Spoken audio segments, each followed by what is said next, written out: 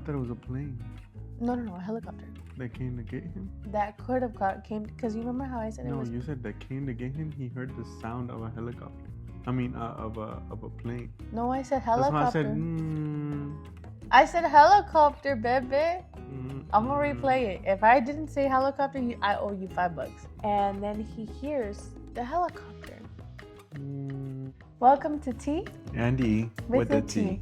I'm your host, Teresa. I'm your co-host, Edwin. And today we're talking about miracles. I wanted to ask you, have you ever had a miracle happen or heard a story of a miracle, like a spiritual miracle that just blew your mind?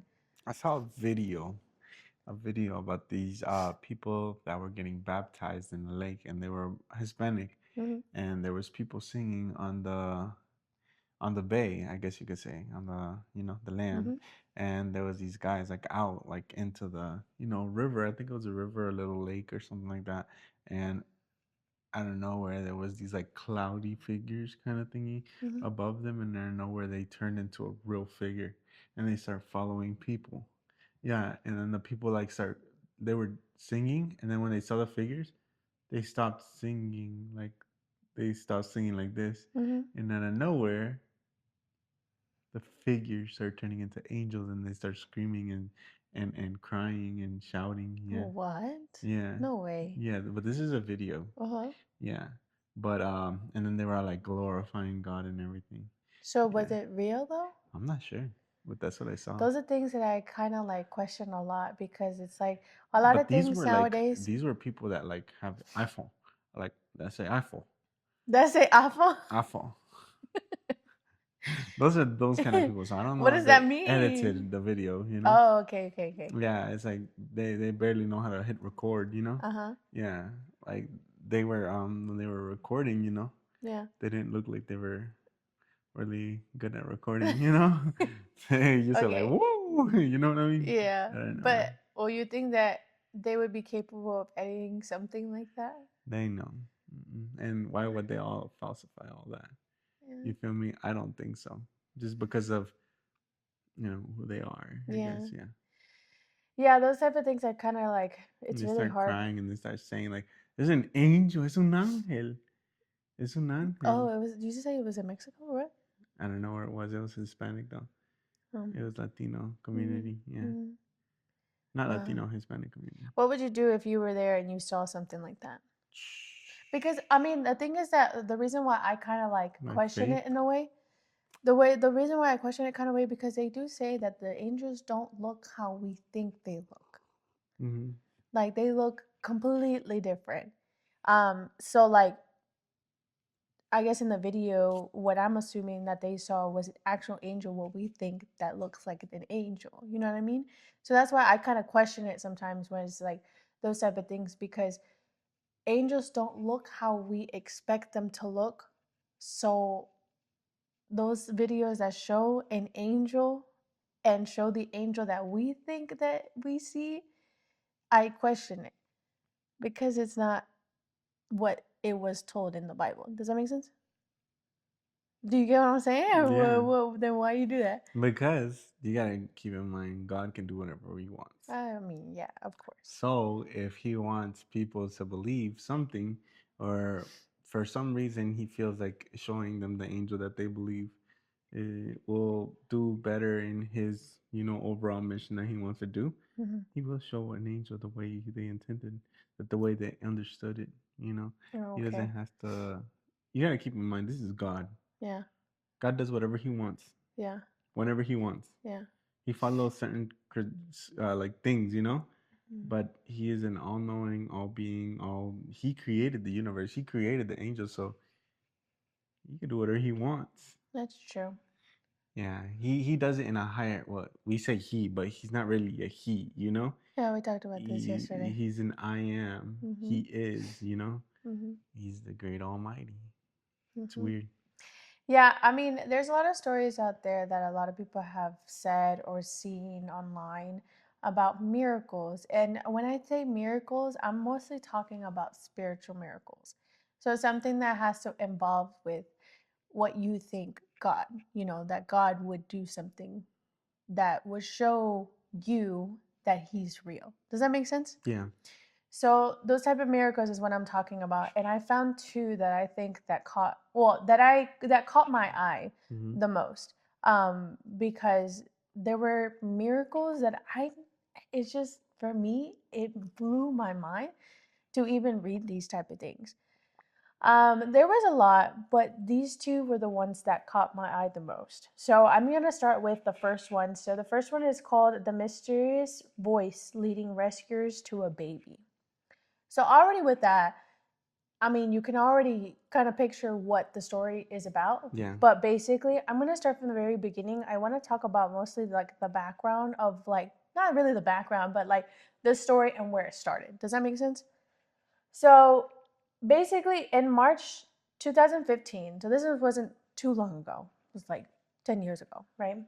So in March 2015, a vehicle was driven by a 25-year-old Lynn Grossbeck. She veered off the road and she went into the Spanish Fork River, right? This was in Utah. So Lynn had just visited her parents. So halfway getting back home, Yeah. she was driving back on the way home. back home. Yeah. Halfway, that's when she veered off the road. But it was like a accident kind of deal, right? Yes, it was an accident. To this day, we don't know exactly what got her or what made her veer off the road, but it was just weird. It was just there was no cars at that time that she was driving, and she was heading back home, and halfway she veers off the road and she falls into this river, right? So, but the river is, she kind of didn't go in to the water, like deep in the water yet. It was still kind of like kind of loose. And like slowly descending. Yes. So it doesn't really state if she hit trees, if she hit anything, but Lynn ended up passing away. Yeah. On like impact. Yeah, of course. I mean. Yeah. Yeah, if you hit water at standstill, it's like hitting concrete. Yeah. So she ended up passing away on impact, but she had a baby in the back of her car. That baby, she was 18 months, and her name was Lily. She was hanging upside down in her car seat. That's how that's how the car landed. Yeah. So she was hanging upside down in her car seat.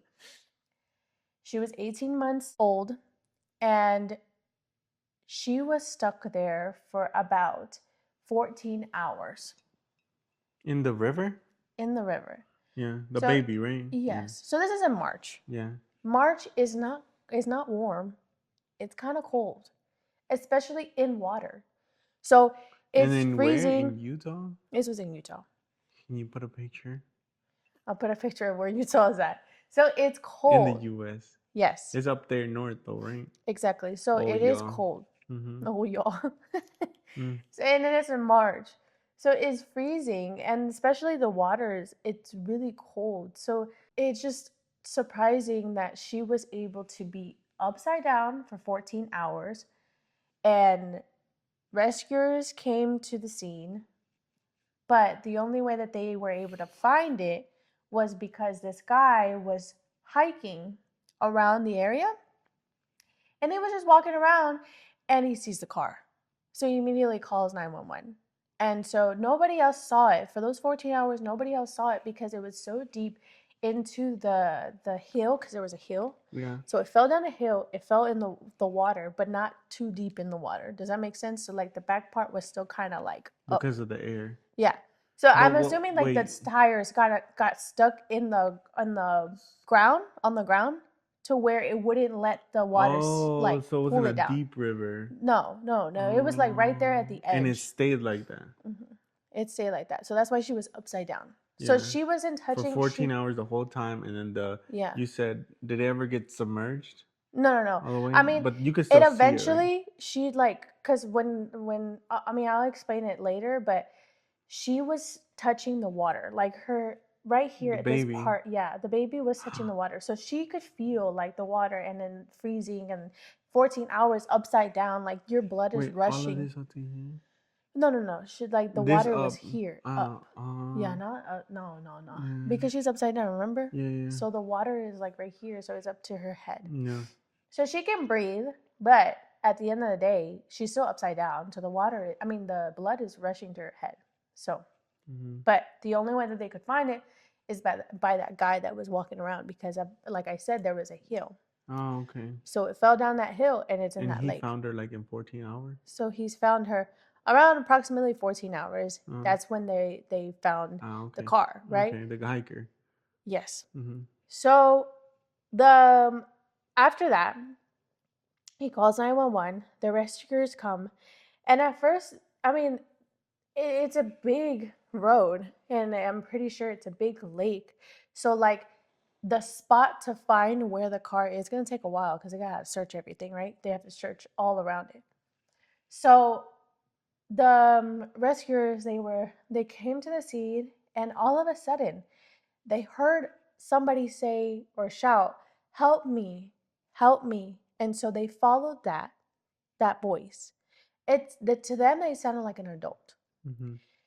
And they're walking, and they find the car and they follow the voice and they find the car and they just find the baby. And the baby she's asleep, but she's alive. Like she's basically passed out. Mm-hmm. But she's alive. They ended up saving her and they ended up, take her to the hospital and she was perfectly fine. Obviously there was like small injuries, but it wasn't anything major. The mom, Lynn, ended up passing away, like I said. Everybody kept talking about it. They're like, did you guys hear that voice? And they're like, yeah, I heard it. Tyler, when you arrived on scene, what did you do?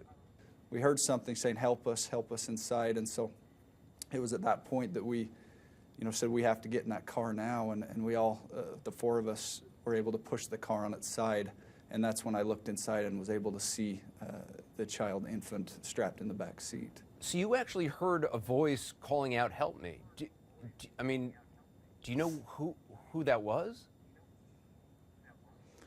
At first we didn't know if it was someone inside the car, if it was what that voice was. We assumed, or I assumed, that it was someone in the car saying, "Help me." That's why we responded saying, we're trying, we're going to get inside and help you, we're doing the best we can.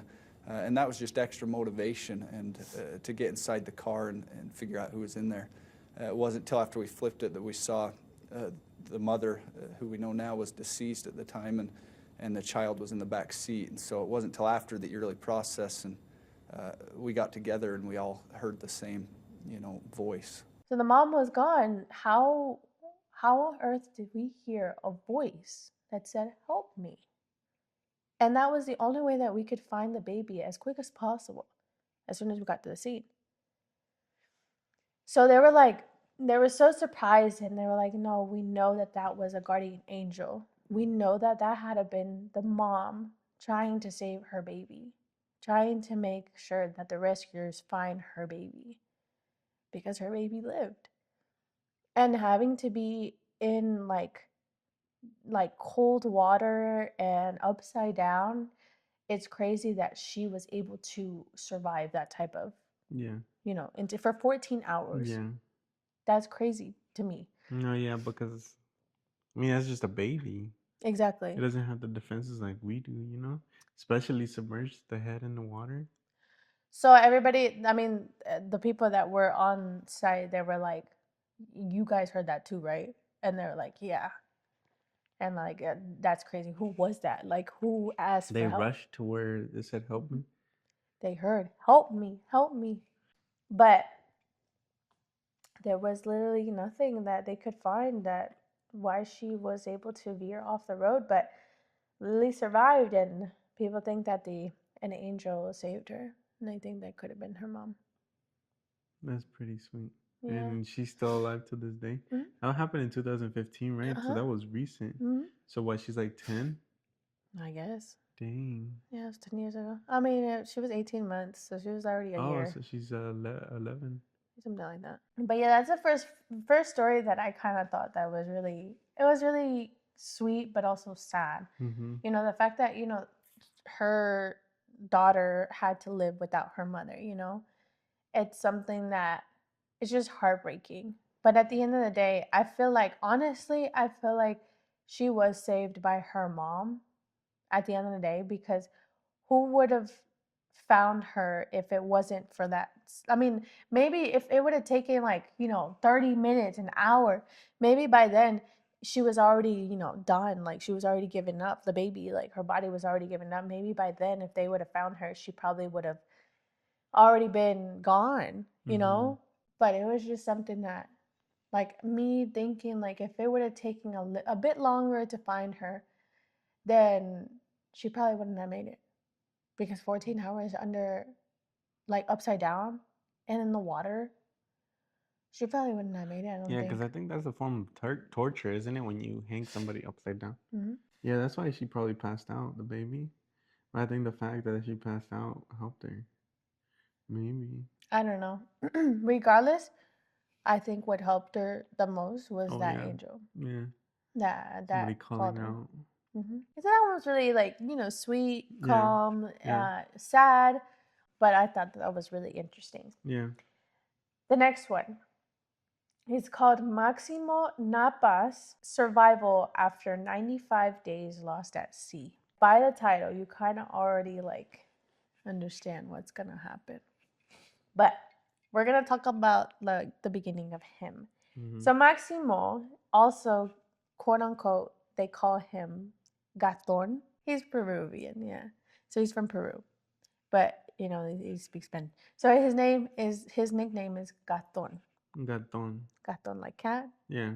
Yeah. Because he has 9 lives, I guess. I mean, if you could put it that way, yeah, I guess. So his nickname is Gaton. He comes from a family of a humble origin who worked the land growing corn and cotton. One day, when he was 13 years old, his father asked him to go with a relative. He was a fisherman. So his father was like, hey, why don't you go with him one day? Like, maybe you like it. So he was like, okay, I'll go. He fell in love with the sea. He fell in love with the water. Yeah. So as soon as he came back, he was like, I want to do this. Like, I want this to be my career. I want this to be my thing. Like, I love this. That's like nice. his calling, right? So he fell in love with the sea. And so he started going, like, on little trips, or little, like, those, when he would go, like, multiple days out in the sea to catch fish, stuff like that, right? He was very used to the sea, very used to everything going on. Waves and the motion sickness. So he knew what to bring with him. Ah, okay. You're talking about, like, navigation wise. Oh, I mean, that too, but yeah, I mean, like, the motion sickness, that too. Yeah, But no, what I mean by that is, like, he knew the tools that he needed to bring. He knew the amount of food that he needed to bring, the amount of water that he needed to bring when he went on a trip, right? So he would do this, like, for years. He did this for years. So he was very used to it. Like me and you, if we were going out of the sea, we wouldn't know what to do. Like, how much food do I bring? And then the motion sickness and all that stuff, right? Yeah. So it would just be too much. But for him, it was like a known thing, and he always did it. Except for one day when he couldn't return back to land. So on December 7th, 2024, so this was very, very recent, he set out to sea from Marcona. So he was going to be gone for a few weeks. So he brought a month full of food and water, right? So he went out, he called his mom, he asked for her blessings, because he always did that, right? Yeah. So he asked for her blessings before he left, and he went off on December 7th, right? So a few days already in, he was, doing fine. He was about 60 miles in the sea. He was catching fish and everything was perfectly fine. So now on December 17th, he was planning to return back. That's the day that he wanted to come, okay? So it's already been like 10 days. Well, when he wanted to start his engine, it didn't start. So he was like, okay, well, I have this amount of food. I have about a month amount of food. I should be good. Like, if anything happens, like, I should be good with this food. And then somebody would find me soon. So when the boat or the ship did not start, because so he can see the land from afar. So he wasn't that far. I mean, he was far, but he wasn't like too far. He could still see it, right? Well, now the water is like pushing him in farther away into the sea, right? So he can just see the land just getting smaller and smaller and smaller and smaller. So he's starting to get nervous. He's like, "Oh my God, like I know that this is something that I'm used to, but it's like now I know that I can't go back. Like I'm stuck. I'm stuck and I can't do nothing." So it's that, scary moment. It's like now I gotta wait, but I don't know how long I'm gonna wait. So now a month passes. He's already like, eating this food. He would try to go one day eat and one day not eat and, just try to save the food. Well, he would do that and everything was fine. New Year's came around. So it was December 17th when his engine did not start. Now it's New Year's. And now he ran out of food. He has no more food, no more water. And now he's like, okay, now what do I do? So he just started drinking rainwater. And he was like, this is like, because obviously he can't drink the seawater. So he was like, this is the only thing I can, drink. And then eventually he started trying to find things to eat. So he would find like fish that would jump into his boat, or like cockroaches, or birds that would jump in his ship, in his boat. It would just get to a point where he's like, okay, God, why are you doing this to me? And he would pray, and he would be like, okay, well, can you like send someone to get me? And he would just pray. And at first he was losing faith. He was like, that's when he was questioning God a lot. And then he was like, no, I gotta calm down. I gotta calm down because I know God has my back. I know he has my back. So he did not go a day without praying. He did not go a day without crying. He cried every single day and he prayed every single day. But I kept questioning God. Why? Why? Job. Yeah. Almost 2 months pass. Now it's February and he's already feeling hopeless and he's starting to lose his faith. There was 3 times that he tried to commit suicide. Literally 3 times he said it. I picked up the knife and I wanted to just take my own life. But I calmed myself down and I said, God has me. God has me. I know God is going to save me. I just have to be patient and I just have to be calm. ¿Agarró el cuchillo para suicidarse? Sí, 3 veces. Te lo juro, 3 veces. Te lo juro. ¿Y qué lo detuvo? No conseguía. No tenía valor. So that's when he would get down on his knees and he would keep praying and he would keep praying and he prayed every single day. It was getting really close to the point where his body was starting to give out on him. He would just question, God, why would you abandon me like this? Like, why did you let me be like this? Like, my body is getting weak. What is going on? What did I do? Mm-hmm. And he's like, and all I kept thinking was my mom. I have to live for them. He said that he wanted to just go back to his mom and just hug her. No había un día que yo deje de llorar por mi madre. No había un día que yo no llore. No había un minuto que yo no derrame mis lágrimas. Pero a veces me calmaba. Yo me decía, cálmate, gato. One day, he ended up praying to himself. And he said, I know, God, you're going to send a helicopter or some form of rescue soon. 2 days later, he was trying to fall asleep on the boat or on the ship.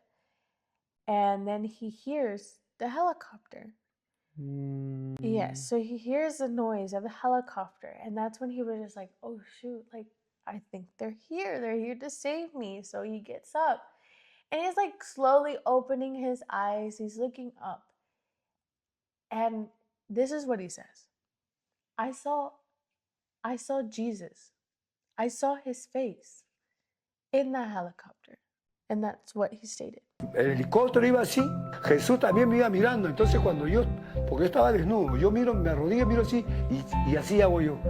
Lo hiciste, como diciendo, no, lo hiciste. He just screams to himself, you did it, while looking up and seeing Jesus right there. So he says, right? So he's like, you did it. And he's so happy and he starts crying. He starts bawling his eyes out. And I have a video where he like talks about this, like, because he has a whole interview and everything. And while I was watching him, like, it was just like this happy moment. And he felt so relieved. And he was like, I knew it. I knew God was going to come to save me. I knew he wasn't going to fail me. And he ended up living. They take him in the helicopter, but they bring him down and they get him off. Was it a helicopter? It was a helicopter. I thought it was a plane. No, a helicopter. That came to get him? That could have came, because you remember how I said it was... No, you said that came to get him. He heard the sound of a helicopter. I mean, of a plane. No, I said helicopter. That's why I said, I said helicopter, baby. I'm gonna replay it. If I didn't say helicopter, I owe you $5. And then he hears the helicopter. I said helicopter. I know. You said plane. No, because I said I said he heard the sound of a helicopter. Why would I say? And that's why I was just like, that's not. Yeah, that's how a helicopter sounds. I was like, I guess I used to. Cut that in there. It was a helicopter. So they took him to land, and there was already people there waiting for him because they heard the story of this man that was stuck in the sea. But most importantly, it was his brother and his mom that were there. So as soon as he gets to land, he hugs his brother so tight, he starts crying. And there's a video of this, and I can play it. Durante 96 días, él partió desde Barcuna. Dios, gracias. Gracias, Dios mío, por darme esta oportunidad, por favor. Gracias. And then he goes to his mom, and they fall to the ground, and they're hugging, and then they're crying, and they're like, thank you, God, thank you, God. And he just looks up. He's like, thank you, thank you. And everybody is just like so shocked how this man, he looks perfectly fine. As like when you see the video, and I can show you a clip, when you see the video, he looks normal. He looks like he wasn't in the sea for 95 days. But he was eating cockroaches. He was eating, there was even a point where he even drank a turtle's blood because there was no more water. So it was the only source that he had. So he drank a turtle's blood. He ate birds. He ate fish, raw fish. He ate cockroaches. He ate raw birds? Yeah. Where is he going to cook it? Salmonella? Where is he going to cook it? Salmonella. What he ate it. And he was perfectly fine. They took him to the hospital, right? They took him to the hospital, and they were like, you're literally perfectly healthy. Like, the only thing that obviously is that you're dehydrated and you need normal food, but you're perfectly healthy. There's nothing wrong with you. So they thought that this was just a crazy miracle that this man was able to survive. He was like, I never imagined myself being in a position where I had to eat birds, cockroaches, and drink turtle's blood. Like, he's like, I never thought that I would have to do that. And he was like, you don't know how much, like, it hurt me to actually have to kill those animals so that I could live. Me too. But I knew that I was going to be able to be saved. And he was saved. It was saved in February of this year. Of this year? Mm-hmm. You mean 2024 or 2025? 2024 is when he left to sea. December 7th, 2024. Oh. And he was just found in February. I want to see the videos. So it was a crazy story because having to be in sea for 95 days. And he even stated, like, there was even a part in the video where he was like, the thing that I was mostly scared of was a shark getting me. From what I remember in the video when I was watching it, he said that there was a shark that was coming around him, and he just felt like a little nudge, and he was like, oh my God. He was like, I'm about to die right here. Like, this is it. Like, he was just waiting for a moment. He was like, at that point when I felt that, he was like, I'm tired, like, I want to go. He was like, if this is how I'm going to go, this is how I'm going to go. Pero sí, tuve miedo que me apareció un tiburón inmenso. Ese sí me asustó. ¿Le asustó un tiburón? El tiburón ¿Qué me pasó? asustó. ¿Qué pasó ese día? Y veo el hocicazo, y me mete un cabezazo a mi proa, ¡pum! Cuando veo así, ¿qué es eso, Dios mío?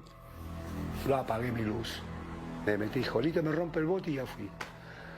Por una parte decía, está bien, porque ya estaba cansado, ya estaba agotado. But yeah, that's the story of Maximo, aka Gaton, and the story of Lynn and Lily. I think, personally, I've never had a huge miracle. I mean, the only miracle that I really have had that I thought that saved my life, that made me think, okay, yeah, God's real, was when I had my accident in 2019 in January.